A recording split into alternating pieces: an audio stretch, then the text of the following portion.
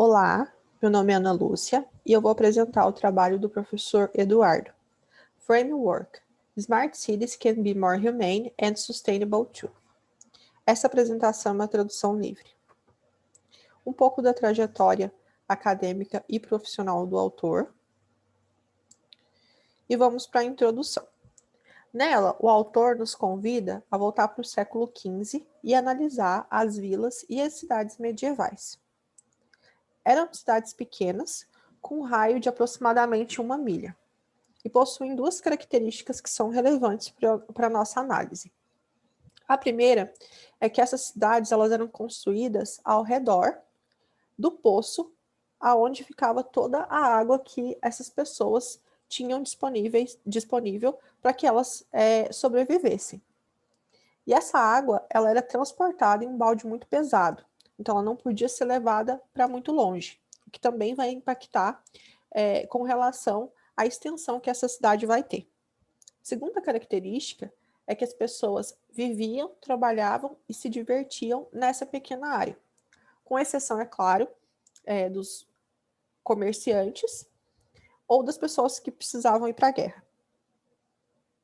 Depois o autor nos leva para Paris, em 1852, onde Luiz Napoleão e o Major Bordeaux vão ser responsáveis pela reconstrução da parte central da cidade de Paris. Então, eles vão construir novas praças, alamedas, áreas residenciais e construções comerciais, visando também o desenvolvimento financeiro dessas áreas. Em cada área era possível viver, trabalhar e se divertir. Então, primeiro foi construída essas 4 áreas, e essas áreas são chamadas de arrondissements. Os arrondissements foram um motivo de influência em outras cidades da Europa e também da América Latina. Trouxe para vocês o exemplo do Rio de Janeiro. Depois o autor mostra como a Revolução Industrial impactou na forma com que as pessoas ocupavam essa cidade. A presença de fábrica nas cidades fez com que as pessoas começassem a segregar alguns bairros. Por quê? Junto com as fábricas vieram a poluição, a fumaça, a sujeira, então as pessoas já não queriam trabalhar e morar no mesmo espaço. Um outro fator que facilitou com que as pessoas morassem em um bairro diferente do que elas fossem trabalhar foi a chegada do Ford Model T. No início do século XXI, então, existe um movimento onde o foco é ter mais atenção no cidadão ao invés das tecnologias. Então, o foco no cidadão e também no meio ambiente. E um convite para a reflexão de como nós podemos viver e trabalhar e se divertir no mesmo espaço, sem precisar de nos deslocarmos dentro da cidade.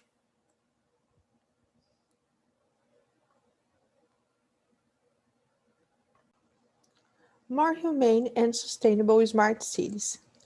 Então, aqui, no conceito de Smart and Knowledge Cities, o autor traz a ideia de que esses conceitos ele refletem a necessidade de caracterizar um lugar que seja adequado para o desenvolvimento de uma nova sociedade, onde o conhecimento e logo as pessoas sejam os principais meios de produção. Propõe que sejam introduzidos também os conceitos humano e sustentável na intenção de transformar essa cidade de maneira que ela seja mais relevante aos seus moradores.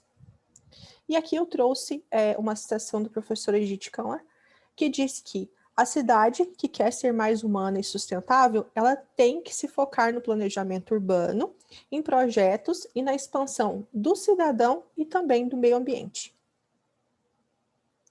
Viver, trabalhar e se divertir na mesma área. Então, o desafio, né?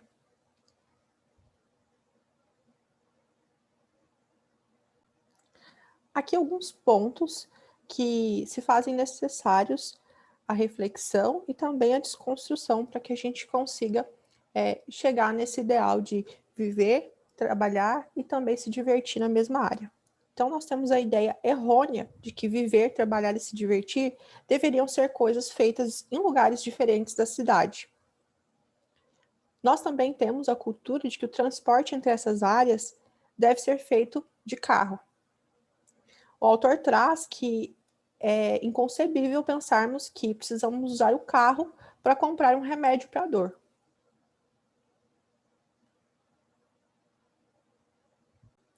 E fazendo inferência novamente ao conceito de uma milha, né, de viver ao redor daquela mesma uma milha, como eram feitos no passado, né, na época medieval, o autor traz que as pessoas deveriam ser capazes de viver dentro desse mesmo lugar. Então, aqui eu trouxe a ilustração, onde o professor ele demonstra o que seria você viver, trabalhar e também se divertir dentro desse mesmo ambiente. Os meios de locomoção dentro de uma região para outra podem ser feitos a pé, de bicicleta, com veículos leves ou de transporte público.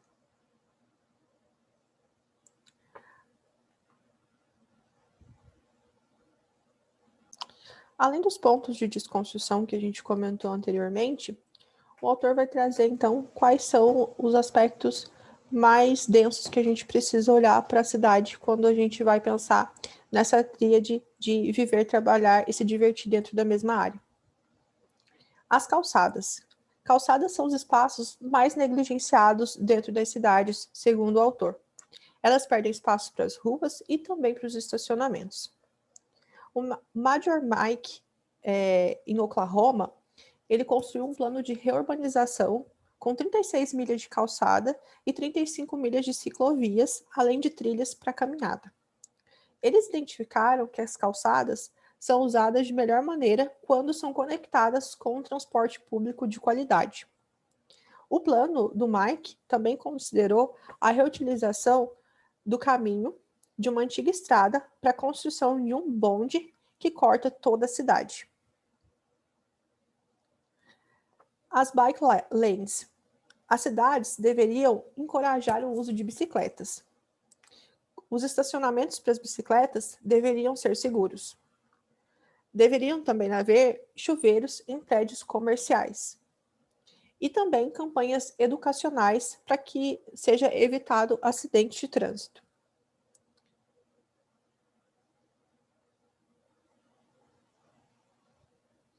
Além disso, o autor vai trazer esse conceito de motordom, que seria uma adoração por automóveis, que seria uma questão mais cultural que a gente carrega e alimenta. Depois nós temos também o impulsionamento de veículos de motor leve. Scooters, bicicletas elétricas, skates elétricos, os segways, patinetes elétricos, entre outros, seriam maneiras alternativas com que as pessoas poderiam se locomover dentro da cidade. Claro que precisaria da regulamentação, e o autor defende que haja realmente essa regulamentação dos veículos para que eles não sejam demonizados, e sim que sejam adaptados corretamente dentro da sociedade. Além disso, também o transporte público. Então, a possibilidade de transporte público são possibilidades variáveis e são sustentáveis. A gente precisa, então, tirar o foco da cidade centrada nos automóveis particulares. Já nesse capítulo, o autor ele vai nos dizer que nós precisamos escutar os cidadãos, escutar os seus desejos e os seus interesses e as suas necessidades. E aqui eu achei bem interessante esse conceito de cidadão não só como morador, mas sim como um usuário. Inclusive, no texto, o autor menciona até o uso do design thinking, que é uma metodologia focada no usuário, né? Então, você constrói determinado produto com foco em quem vai utilizar. E isso gera muitos feedbacks positivos e até um melhor aproveitamento quando é uma questão de um produto. Dentro da cidade, o autor disse que a participação desses moradores aumenta o engajamento com que das questões públicas, então com que as questões públicas são desenvolvidas, melhora o uso do dinheiro público e também garante mais relevância dos projetos para esse cidadão, porque ele vai se sentir parte, então, da construção daquela mudança. Para evitar a participação e a opinião, para evitar que a participação e a opinião pública seja enviesada, a melhor solução é então trazer os dados. Pesquisa e observação contribui para que, de fato, seja aproveitado da melhor maneira essa opinião e essa perspectiva do cidadão enquanto usuário da cidade. Uma outra questão que o autor vai trazer é que nós precisamos desindustrializar as nossas mentes. E isso não está só ligado diretamente com a forma com que a gente enxerga a cidade. Ele traz a questão do nosso horário de trabalho, ele traz a questão de como são estruturadas as grades escolares, até como nós construímos os parques tecnológicos, basicamente inspirados nas indústrias ainda, né, na era industrial, a forma com que nós trabalhamos também, e, claro, a forma com que nós nos relacionamos com o nosso carro.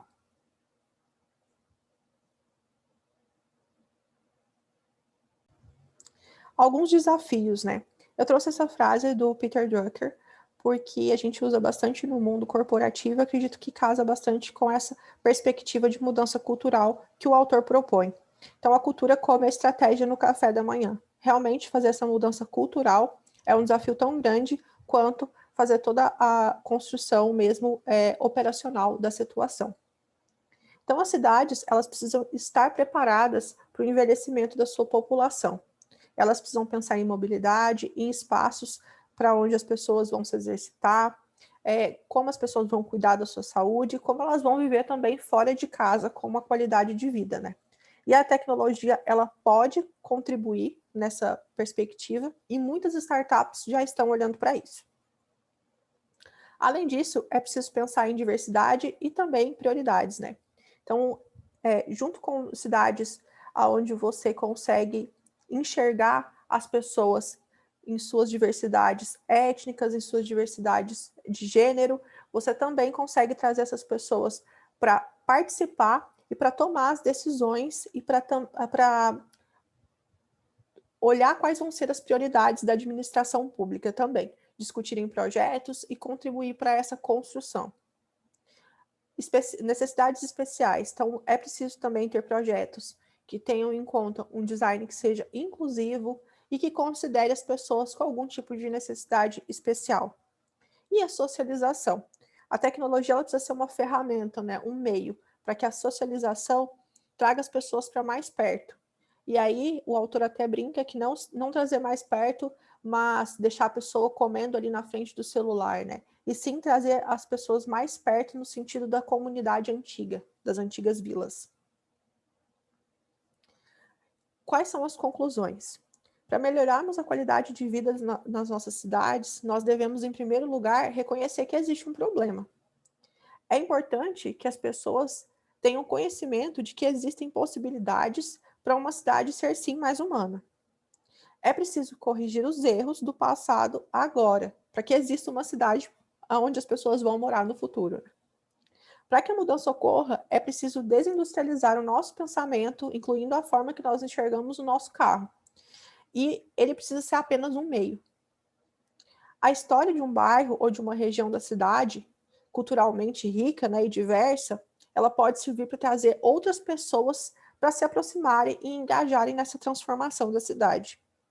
E nós não devemos esperar os agentes políticos para que haja, então, mudanças, né? Então, não esperar os agentes políticos enquanto responsáveis das mudanças que a gente quer ver dentro da cidade. E acredito que é a parte mais difícil, né? It depends upon you. Então, depende de nós se a gente quer fazer uma cidade diferente, se a gente quer contribuir para o crescimento da nossa cidade. Se você ficou aqui até agora, te agradeço a sua paciência. Muito obrigada.